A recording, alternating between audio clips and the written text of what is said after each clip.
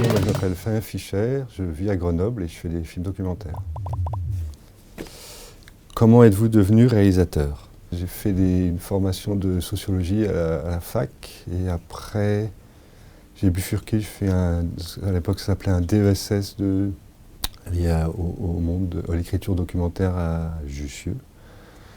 Puis j'ai déménagé à Grenoble et là j'ai fait partie de collectifs, notamment de programmation, où il y avait déjà des réalisateurs.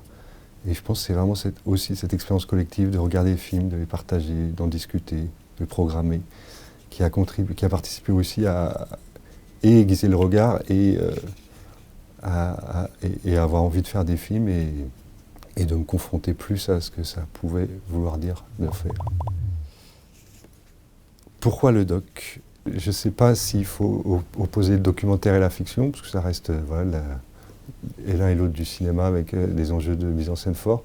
Moi, ce que je sais, c'est que j'aime bien me confronter au réel. Et je trouve que c'est un bel enjeu justement de mettre en scène le réel, de se frotter, de jouer avec les contraintes, avec l'imprévu. Pitchez votre projet. Alors, du coup, je suis là pour étalonner mon film qui s'appelle Entre nous soit dit, qui a un moyen métrage de 40 minutes. Et en gros, c'est un huis clos dans un vestiaire de boxe, huis clos où on regarde la relation entre un entraîneur et son boxeur avant et après un combat. Et l'idée, c'est vraiment de regarder cette relation très particulière à certains niveaux, on pourrait dire ambivalente, parce qu'elle est prise de beaucoup de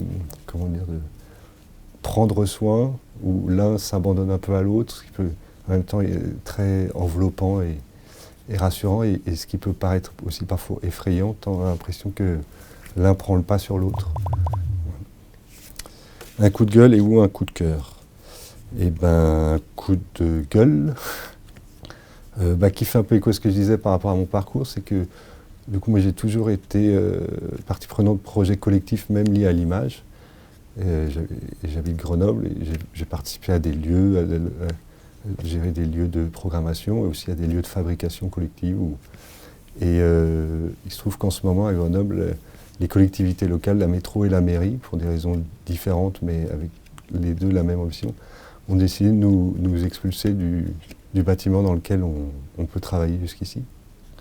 Et c'est d'autant plus, c'est très dommageable et d'autant plus interrogeant avec la période qu'on vit. Enfin, c'est bizarre on entend beaucoup parler de la fermeture des lieux de diffusion et c'est quand même bizarre de fermer un lieu de fabrication. Sans lieu de fabrication, c'est difficile d'avoir des choses à diffuser. Du coup, voilà.